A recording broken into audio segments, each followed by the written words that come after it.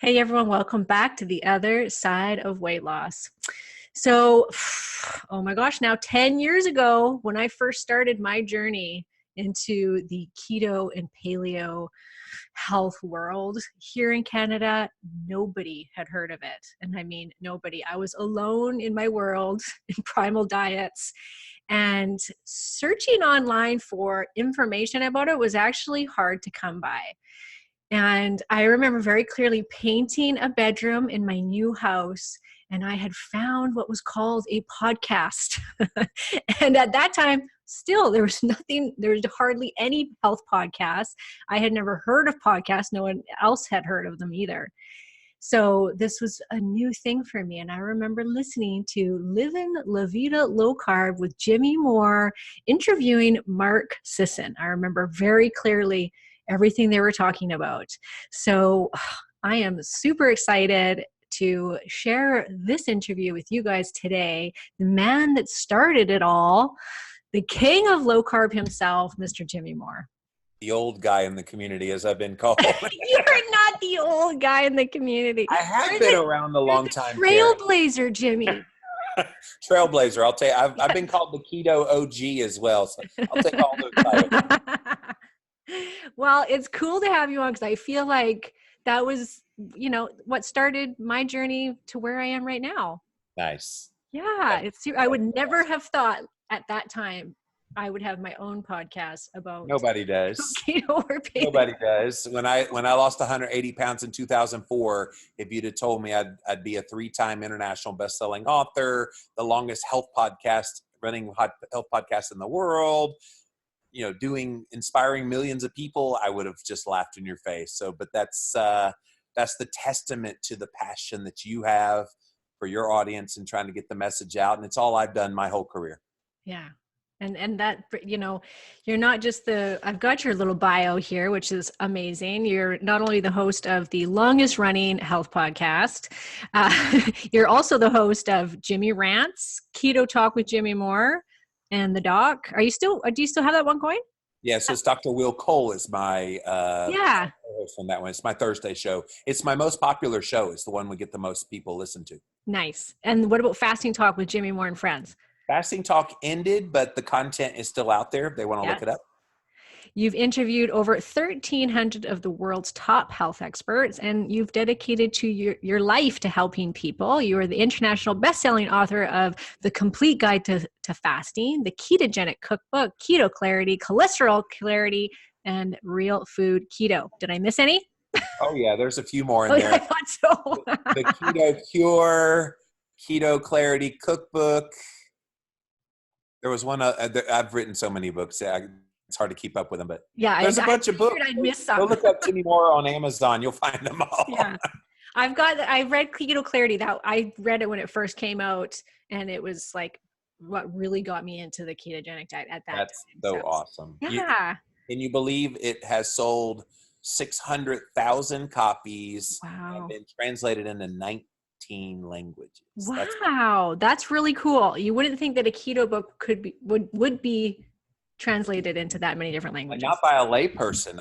I wrote most of it. Dr. Eric Westman was my co-author, but I wrote the thing. So. Yeah. So that's what I'm most proud of, is that book is kind of my legacy in this world. Yeah, I would agree. I think that's great. So when you first got catapulted into this world, like you said, you lost 180 pounds. Did you start actually as like knowing that you were doing keto diet, or did you start at like Atkins or just low carb? Yeah. So January 1st, 2004, I started on the Atkins diet. So I had read my mother-in-law, Christine, my wife, her mother gave me a diet book for Christmas. Yeah, great. Yeah, thanks. Thanks, hint. Okay, got it. I like all kind of diet books, but this one resonated, and I decided to give it a go. But yeah, it was the Atkins diet, and lost 180 pounds that year. Kind of, is what kind of got my name out there. Wow, this guy lost 180 pounds, and he talks pretty good, so maybe we should listen to him. And actually, what's funny, I was a writer better than I was a speaker. I've had to grow into the speaking role, but I've always been a pretty decent writer. So, and then you just build on top of it, and built this monstrosity of a brand, Livin La Vida Low Carb. What's funny is it started off as a kind of riff on Ricky Martin. Now, if you type in Livin La Vida Loca, you actually find my stuff. That's what's kind of funny about it. That is pretty funny. I love it. So in the last couple, you lost 180 pounds.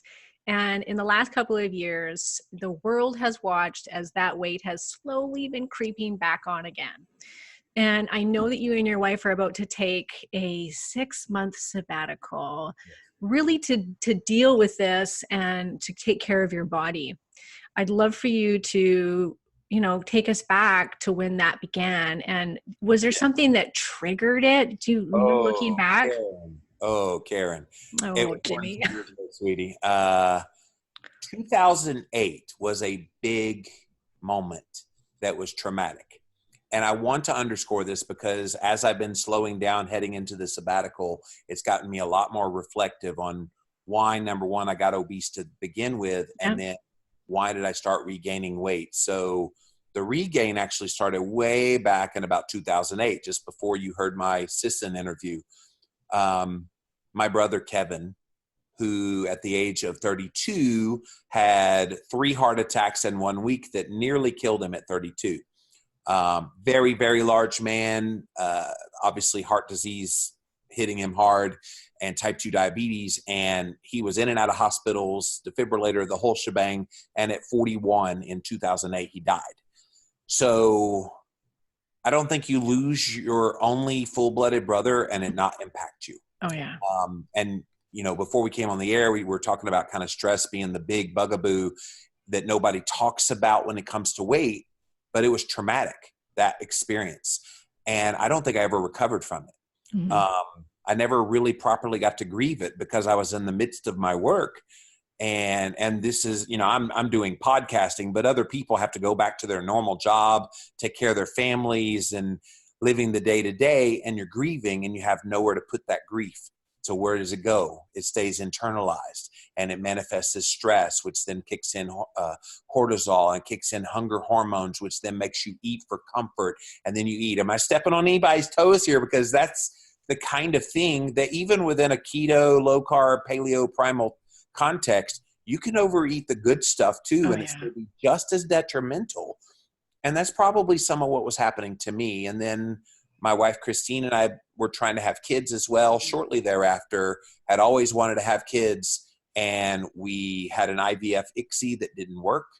Then a couple of years after that, we did an embryo adoption. We got pregnant with twins and we lost the twins at 2 months. Yeah, that's so sad. We don't put enough emphasis on trauma and its impact on how our bodies respond, but our bodies are very sophisticated survival mechanisms. Yeah. And the moment we think that our bodies are fat because it wants us to be grotesque, you just don't understand what's happening. The fat is on the body as a great protective measure. Mm-hmm. And while it's disgusting to us to look at and we feel bad about ourselves and society judges you for that, oh, you're not cutting calories enough, you're not restricting enough, you're not doing this, you're not doing that. At the end of the day, it's really more of an indication of what you've gone through in your life. Mm-hmm. And the longer I've gone through this, Karen, the more I've come to the conclusion of I am where I am physiologically today because of all those things, which is why we're going away for 6 months. Take away the stressors, take away the things, and ostensibly the weight should come down. But more importantly, the inflammation and all the other things that might have led to the weight get released. I'm working with a life coach to try to deal with some of the trauma.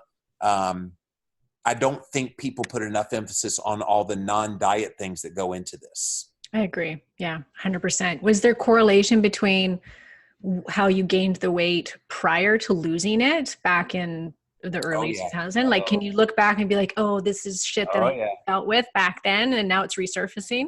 You ready for me to get real with you on this podcast? Here it comes. I was beaten as a kid, both physically and emotionally, by a dad who had an alcoholic dad that beat him.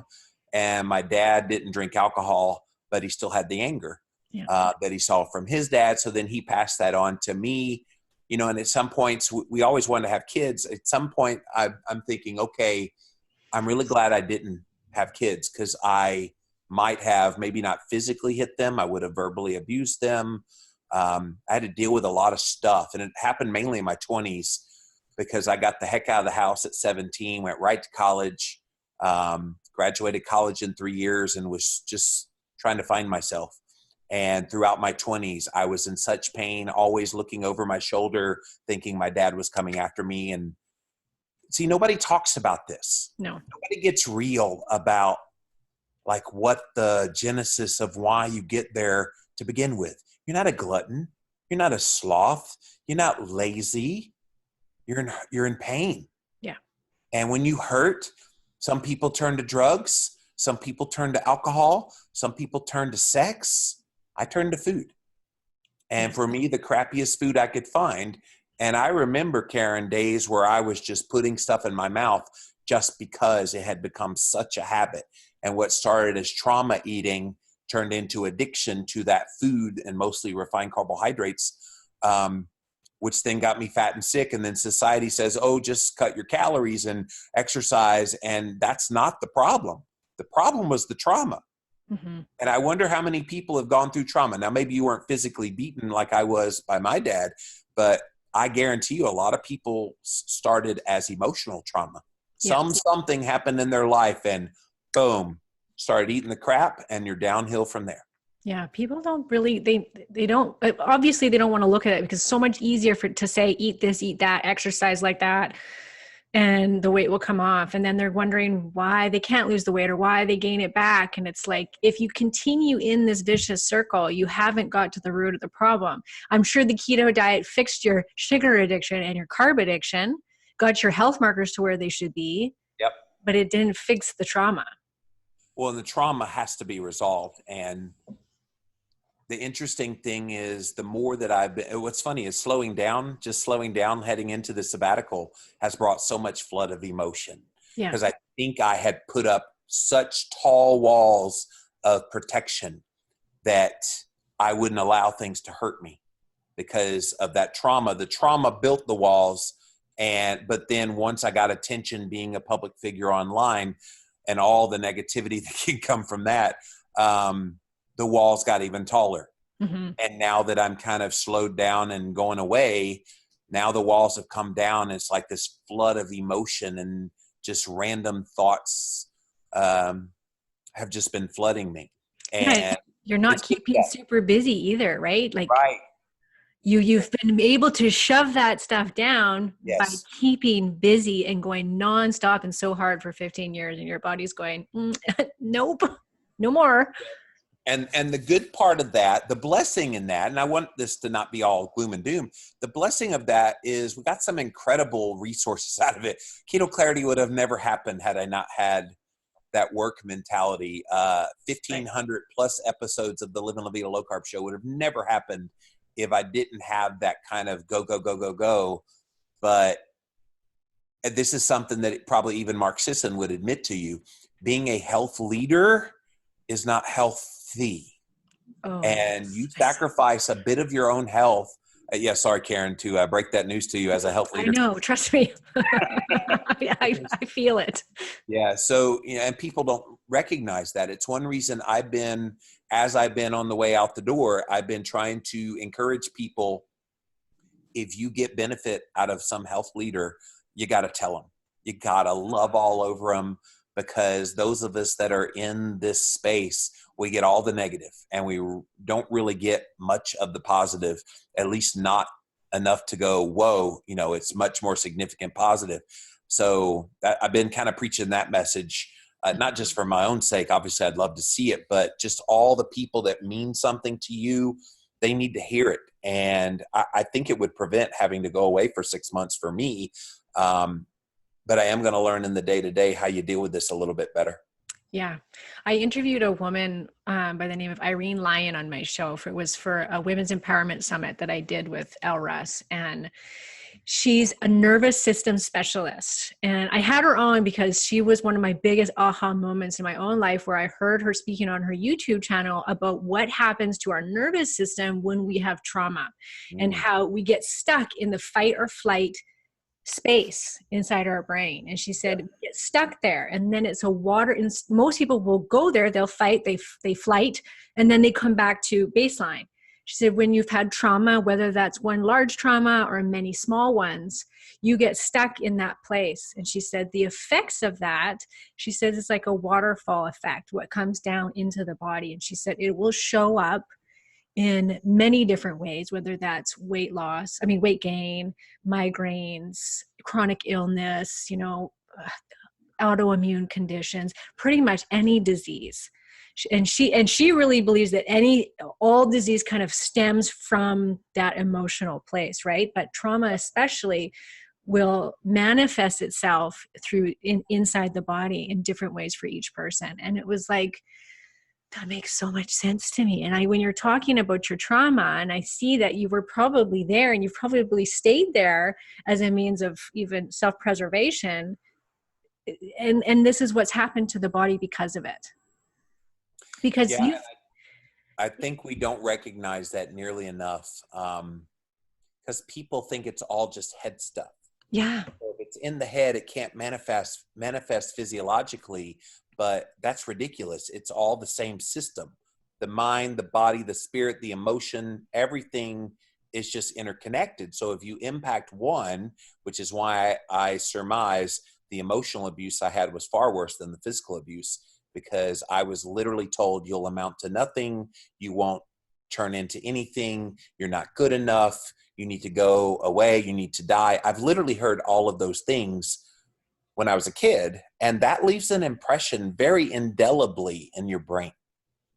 And when you have that impression in your head, it's reinforced by all of hearing it over and over and over again on replay. I can't tell you how many times I heard things said to me, thousands of times right here. Mm-hmm. And that can't physically not have an effect on the body. Yeah, 100%. I think that's when the weight gain really became bad for me.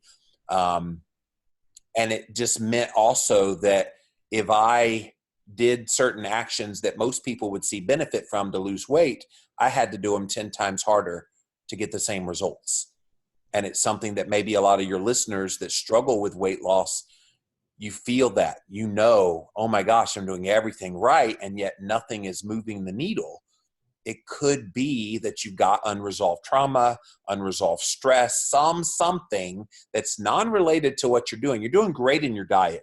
You're doing great in your exercise routine, but maybe you're not meditating. Maybe you're not kind of de-stressing. And one of the things, Karen, during this sabbatical that I'm going to actively try to work on is setting aside time each day where I deal with whatever it is that's on the mind.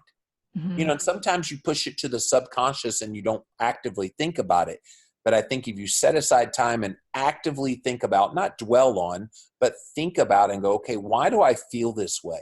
And is this something that's really worth worrying about? There's people out there, they worry about literally everything. I hate those people because it's like, why do that to yourself? You can control how you react to situations. And most things that happen are totally in your control. Yeah, 100%. So if you've got it in your control, just don't do it and don't allow that to happen. And then if they're out of your control, make the conscious decision. This is not something I can control. Therefore, I'm not going to get upset about it. I'm going to respond in an appropriate way. And then it's for your benefit. And when you realize flying off the handle does no good, why not just handle it in stride? It's a skill I'm working on. Mm-hmm. Mm-hmm. It's like changing your perception of stress. I think that's such a great way to de-stress the body, is to just simply change your perception of situations, right? It's like, okay, and most of the time it's not nearly as grim as people think. No. And one of the questions that has really helped me is, will this matter 1 year from now? Whatever it is you're worrying about, will it matter a year from now? And about 99% of the time, no. Yeah. Yeah. Or if I stress about this, is it actually going to help the situation? No. The toilet seat being left up, is that going to matter a year from now? Really, it's not. Sorry. It would matter to me a year from now. Just kidding. It's still up a year from now. You're in big trouble, Jimmy. No. So what are some of, like, you've talked to over 1,300 health professionals. You've got advice coming at you Yeah. weekly. What are you going to do on this 6-month sabbatical besides work on, changing your perception of stress? What Yeah. tools are you going to make sure that you've got in place out of all the things that you've learned? What are you going to be taking with you? Great question. So the biggest thing I'm doing is just getting out of the race. Mm-hmm. Because I've been go, go, go, go, go 15 years in a row, like literally without a break here.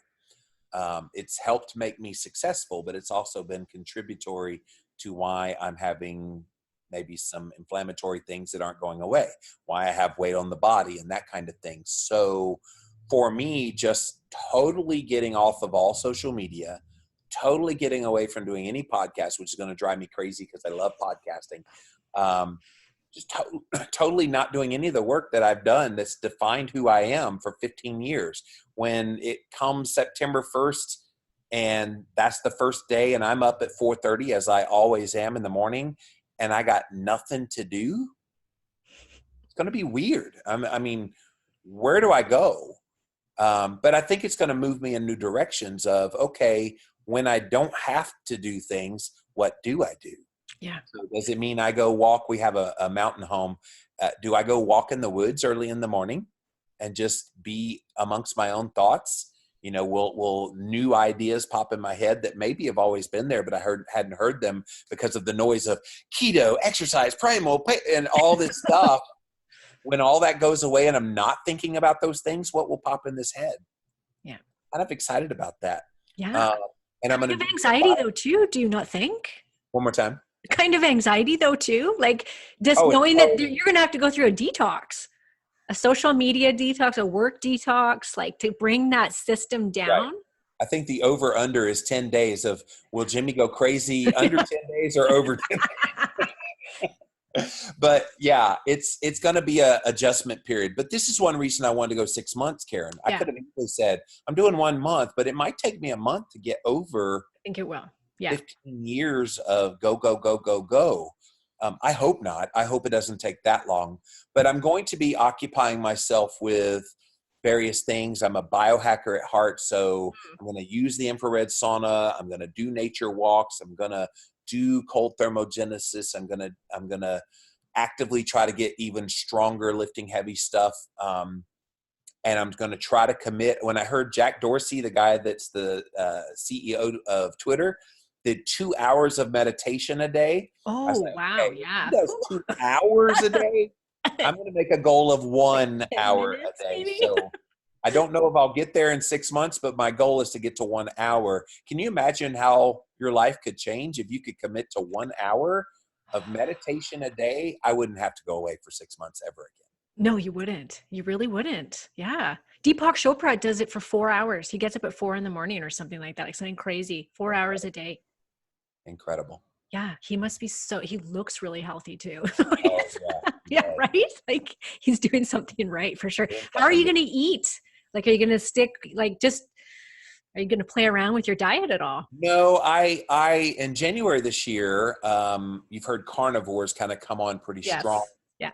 And I tried carnivore and I got not quite good results, but I thought, you know what, let me tweak the macros to make them keto, which is not hard. Carnivore is about maybe 65, 70% fat and the rest protein, no carbs. So I pushed the fat up to like 75 to 80% and the rest protein. And I've seen really good results. I felt good. Insulin is lower than it's been. All the markers are going in the right direction. So I'm going to keep eating keto carnivore. I'm going to implement periods of fasting. When I'm not lifting, the days I'm not lifting, I'll just fast. The days I'm lifting, I'll lift in a fasted state and then eat fat and protein.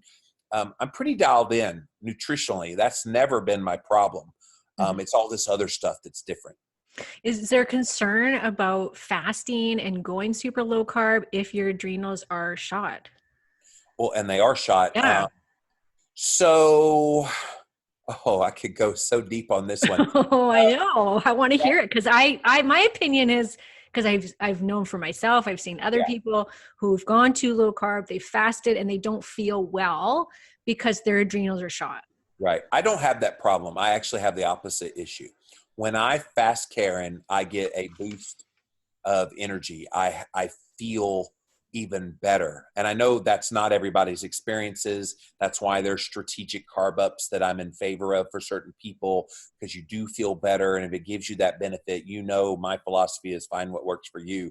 But for me, it's been brilliant. Um, and I don't know why that it feels good for me, but I just know it works for me. So if it ain't broke, don't fix it. Probably because you're a man too. I think that has a lot to Probably. do with it. Yeah. Men seem to do far better. Like it raises your testosterone. It Yeah. just, like my Your husband growth can do it. hormone. So Yeah. yeah, it's just the hormonal thing. There's a factor of that in there for women compared to men, for sure. And I have seen my testosterone go from around 300 to almost 700 just doing keto carnivore. Oh, Uh, wow. Weights and fasting. So yeah, there's definitely veracity to that. And yeah, and I felt every bit of that, because like when a man gets higher testosterone, you feel it before you have higher testosterone. And I felt not more manly. I've never felt not manly, but I felt the strongness and just I felt good again from that perspective. Yeah, my husband said the same thing. He was like, I just feel like we didn't test it. We just knew. He started fasting and suddenly he was like, he could just Yeah. see it in him. Like his testosterone went up. His sex drive Man, went hear me up. roar. Yeah. Do you ever do carb ups yourself, or have you played around with adding more carbs in your diet just to see if that makes a change? You know what's interesting? My insulin resistance has improved a lot since you and I last talked. Yeah. Uh, and I probably do have a little more metabolic flexibility to do that. But then my question back to that is, why would I do it when I feel so good with what I do? So Yeah. no, I don't do them. If it ever came to a point where I felt like I got some kind of a benefit from that and could still feel well, then obviously I'm open to any new idea. But for me, it's a hard no, because why? I feel good with what I'm doing. And is it still like, can it still be a runaway train for you and bring back an addiction to carbs? See, the thing is, I've been off of it so long, I don't think that addictive pathway is still there as strongly. Obviously, I think if you've been addicted, you're always addicted. Just like if you've been an alcoholic, you're always an alcoholic. I think it's very easy to slip back into that. Possibly, Karen, that would keep me on the straight and narrow, knowing the bad experience from the past and knowing that I could slip back into that. I don't think that, because I'm conscious now about my nutrition, that if I had something like that, yeah, you get the carb cravings, you get the everything, but I think I have enough fat adaptation that it would overcome that. It wouldn't overtake me. Yeah. Yeah. I would have to agree. I would think that you've been out of it for so long, but you do have to, I always look at it like an alcoholic or a drug addict. It's like, even though it's been 20 years, if you still gave them a drink, many of them, and I think a lot of people need to know that it can still be the same. Like food addiction is just Right. as bad as any other addiction. I will tell you, the binge eating thing is more than the Mm, carb thing. Because it's easy to say, well, it's keto, it's carnivore, it's paleo, it's primal, therefore I'll eat a little more of it and it's no big deal. That's probably as bad as overdoing it on the carbs in my eyes. And that's how it can sneak back in, and you don't even realize it, because, well, it's all legal foods, not realizing that maybe you didn't need to eat as much. yes. Yeah. But you're not one for calorie counting I or am not. I am not. Because I think hallelujah. when you get into that mindset that it's a calorie thing, then you totally get your eye off the ball of what's important. And what's important is controlling your hormones and feeling good and having all these health markers. Everybody likes to focus on the weight. I need to cut my calories so my weight, blah, blah, blah, blah. And I'm thinking, no, get your health markers in order. And if you are a healthy person, then your weight will come in order from that. We've got it backwards. We say lose weight to get healthy. I say get healthy to lose weight. Yes. Yeah, absolutely. Are you going to be do you feel like you haven't dealt with your trauma as a child? Like, are you going to be facing those demons during this time? Oh, I'm already talking to the life coach. Yeah. And she's helped tremendously. In fact, she's the reason I'm doing the sabbatical. I met her at the Nutritional Therapy Association conference a couple years ago. They're like, hey, we want to do a panel on keto. You know anybody? Yeah, we know you. So I led the panel on the keto, but I was walking around the floor, and I hug everybody at conferences, and that's just kind of my jam. And she started talking to me, and then she started getting really deep, really fast. And 3 minutes later, I'm bawling my eyes out. I'm Yeah. going, who is this lady? I found out she's a licensed therapist. Oh, thanks. Yeah. But she really put it on my radar screen that I needed to get away. Mm-hmm. Um, and so she was the reason I was going away. I said, okay, you're the one getting me to go away. You got to help me work through this head stuff. So I am dealing with it. I'm a whole lot better than before starting talking to her. Even before I'm gone on the sabbatical, I've already been talking to her. Some of this stuff's coming out in the open. Some of it, even before I go, I've been talking about in my work on Instagram Live and doing lives, kind of just being real honest with people. And yeah, it's felt good kind of going in a different direction, talking about some of the emotional stuff, because again, it's something nobody ever talks about as to why we got to where we were to begin with. Yeah, I'm so glad you're doing it, because I think somebody like you to share that, or like me, it's going to help other people to face their demons and Right. to heal it. I know I say this all the time with my own journey. Everyone's like, well, what did you do? What diet did you do? What did you do with your hormones? And I tell everybody what I did, but then I always say, but the biggest change was when I went to a therapist at that time and looked at my stuff and looked at my disconnect that I had with my body because of trauma that I went through. And they're like, oh, okay. You know, and it's like, you gotta deal with it. It's a little bit taboo, because I think people hear therapist and they think totally broken and can't get your life together on your own. And so people have this mentality that therapy is, you avoid that like the plague. And I'm like, having kind of gone through this a bit and seeing the benefit, if you had any trauma whatsoever and you don't go through that and really give it a go, you're just depriving your body of healing taking place. And if you don't heal now, you're going to break later. Mm-hmm. Yeah, it'll come back. We know that, right? It Never comes goes back. away. No, it doesn't. And it'll start manifesting in illness inside your body if you haven't dealt with it. So deal with it, you guys. Deal with it. Deal with it. Deal with it, damn it. And it doesn't even have to be a therapist. Like, I think a lot of people say it's taboo, like, oh, therapist. And I remember thinking that too. It's like, well, I know what happened to me. I don't need that shit. Like, I don't need that.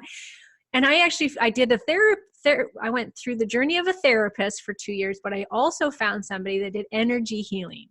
And that was my groundbreaking, like, big aha. And I saw her for 7 years, and it was what totally shifted everything for me. So it might not be a therapist. You might just need to find that someone that can help you, or that technique, or whatever it is, meditation, that just helps you to get to that place and deal with it.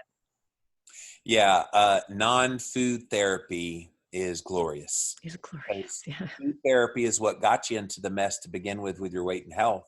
Non-food therapy is what's going to get you out. Mm-hmm.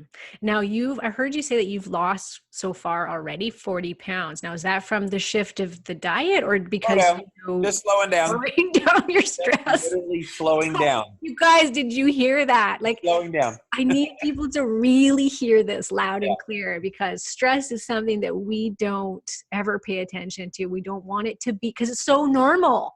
Our society is so, like you just said, so you've been working for 15 years, you're a podcaster, you're an author, you're no different than my husband, who's a crane operator and works 12-hour shifts, and like me, who's here all day. Like, we all are working. It all seems so normal, and nobody thinks it's the stress. They hear this, they hear you and I talking, but they think, well, no, I don't feel stressed. I'm happy. But yet you can't lose that belly fat. Right? It is amazing, Karen, because when I started slowing down in the month of May, I totally backed off of all my podcasts. I ran repeats in May and June. It was more kind of a trial run of what being away 6 months was going to feel like. And yeah, when I saw major weight loss and how I felt, like suddenly it felt like I had weights coming off of my shoulder. I had literal weight coming off my body, but just the weight of the world coming off my shoulders. I started having this flood of emotion, and all of the kind of thoughts of, and it's the trauma I now know, but just the thoughts of how I got here, and becoming a lot more reflective. I really did become the old man suddenly because I was so reflective on my life. And, all these things just came on, and literally all I did was slow down. Didn't stop, still in the day-to-day, still doing my thing, but recognizing something had to give, which is why I'm kind of excited about doing nothing for 6 months and being amongst all my thoughts without having any external stresses from ugly people telling me I'm fat online and I have no business talking about health, blah, blah, blah, all the bullshit Yeah, I've had it's to deal been with. horrible. Yeah, I've it's seen, bad. yeah. And I seem to attract those people more than most people do. But at the end of the day, I know who I am. I don't have to apologize for who I am. And when I'm away and I ostensibly lose 100 pounds just from the slowdown of the stress, it's going to be profound. It's going to be, I'm trying to be, as I always have been, a leader in health. And if I can show, hey, look, guys, this was how it impacted me. Not everybody can go away 6 months, but they can say, whoa, I need to commit to that hour or 2 hours a day. It's worth it to get that stress under control. Yeah, yeah, absolutely. And yeah, those people have been absolutely horrible. I see that. I love that you post them, number one, just to say, look at what I've received from this jackass. And being in this industry, I mean, even myself, I just went through a thyroid issue where I packed on 10 pounds in a month, and I was just like, ah! I'm like, thank God people just see me from here up, like, but it's terrifying when we're in the spotlight. We're the leaders, we're the health leaders. We're not supposed to gain weight. The pressure's on us, which makes it contributes to the weight gain because it's so much more for us, I think. It's such a shame, Karen, that we live in such a culturally, you have to look and fit in a box in a certain way. I think I, as someone with extra weight on the body, probably speak to more people directly than all the perfect 6-pack, 12-pack models ever will. Yeah. And I've had people write me. They're like, I'm so glad you talk about your struggle. I'm so glad you look like me, because I feel like I relate to you so much more. And taking nothing away from some of the ones that might be fitness models that look good and they worked hard to get there. Kudos to you. But I'm not talking to that crowd of people. I'm talking to the crowd of people that do struggle. And I think it gives people hope if they see a Jimmy Moore, Karen Martell dealing with struggles in the day-to-day, having a thyroid issue that pops on 10 pounds, for me dealing with unresolved trauma in my past. All of these things matter.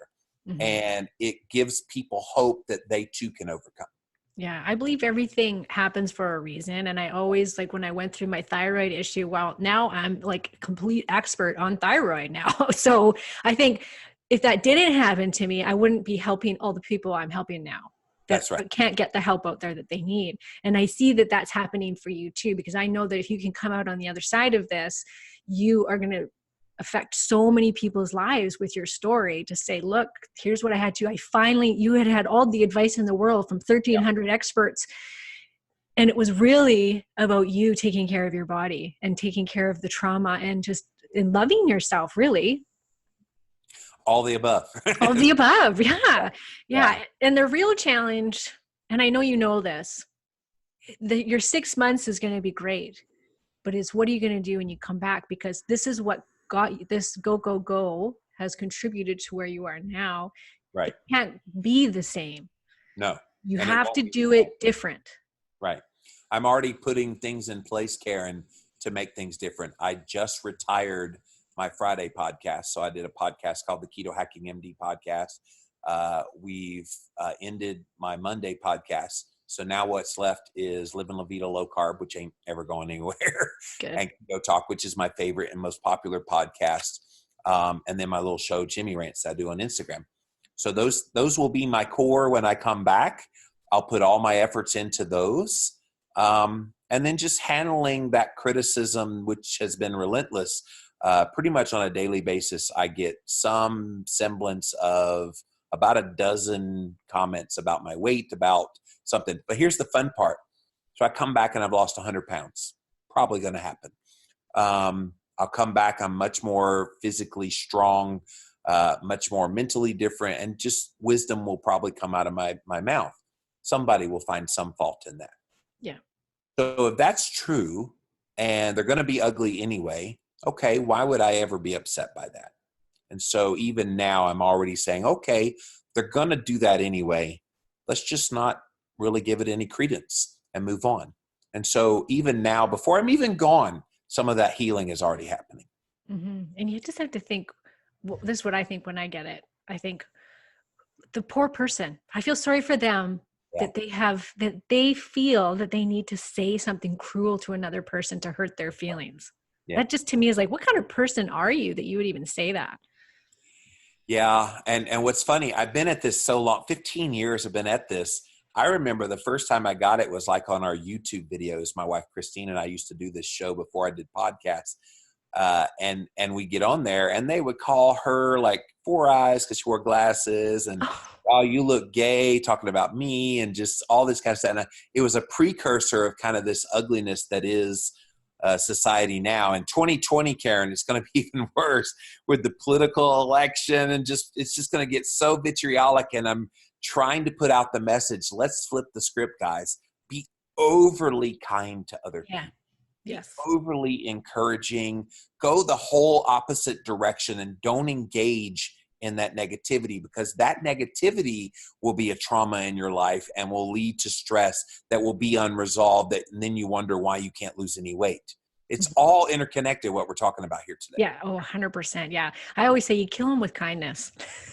Right? Like Really do. Go back at it with kindness. And I've had to do that in my own. I just got somebody wrote me a huge long email. How dare I try to make money off of the health industry? And I'm like, and that keto, it was about keto specifically, and how dare I try to make money off the keto diet and people trying to get healthier. And at first I was ready just to rip it back. And then I was like, no, got to kill them with kindness. And I did. And I was like, some people really just need a professional and they want somebody to help them. And this is my job. And if I have to spread the word, I got to make money or else I can't do it. I just was like super, never heard back, of course, because there's nothing she could say. Oh no, you did a mic drop is what you did. Yeah. I get that same one all the time, Karen.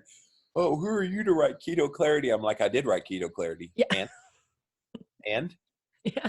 And it changed lives. If it's not good enough, go ahead and tell me how to do it better. Like I've been mocked for my podcasting style because I'm a little goofy. That's just my style. That's great. And clearly it's working, Jimmy. Right? And so I'm like, okay, if you can podcast better, just go ahead and show me how it's done and I'll listen and see how you do. Yeah. And when you look at the big picture, you've literally helped hundreds of thousands of people. I know you were a part of my journey getting here. And I know from how many people actually tell me like, oh, Karen, I heard of you because you're on Jimmy Moore's podcast. And so because of you, they've come to me and I've been able to help them. And so your touch goes a long ways out there in the world. And I think that those naysayers can shove it where the sun don't shine. They're always going to be there. Right. And that's not who you are. And I think that's what you need to embrace is that's not you. And I do. I do embrace it. And I do when I stop and think about the impact of the work I've had, Karen, I shudder because I don't deserve any of that. But it's been cool. I won't lie. It's been really cool. Yeah. Well, I want you to enjoy your 6-month sabbatical. Oh, I will. Fuck up every minute. I'm like, God, that sounds so good. I was happy to get a week this summer of not being plugged in. I went somewhere where there's no Wi-Fi and it was like, oh, this is so nice. And you know what? You're right. When you do get into it, it might take you a while, but still at the same time, there's such a joy and a peace about being disconnected and not having to do anything. I'll wait for that. I'll wait for the peace part because my brain is like. So is mine. Yeah. It's like slowing that down. Okay. I can imagine like day one. Okay. I'm going to be like on a detox, like a drug addict. Okay. I better go meditate, I guess. Yeah. Let's go meditate for a bit. You go get in an ice bath for 3 hours. Yeah. I think you're going to find that you're going to have you're such a creative guy. And I know that you think it's going to be so hard to turn your brain off and you might not be able to, but you'll be surprised at these amazing little nuggets that you're going to discover in the next 6 months. I'm going to write them all down. Yeah, you're gonna have such amazing ideas, because that's what happens to me when I actually don't have to do anything. Right. I can just let it come to me, my creativity, instead of like, okay, what am I gonna do next? I'm gonna do this, this, and this. It's like, that's when my best things come to me by far, is when I'm shut off. So And that'll that's be what's gonna happen. You're gonna come back bigger and better, man. I'm gonna have 5 years worth of content from 6 months Yeah, off. you will. You better get yourself like a little notebook, Oh, actually. the notebook is ready. The video journal Okay. is ready. I'm going to do all the things. Your Netflix series, you've picked them out, right? Oh yeah, we're watching lots of Netflix. I promise you on that one. Awesome. Well, I appreciate you coming on the show, and I think your message will really hit home for a lot of my listeners. So thank you. Thank you, Karen.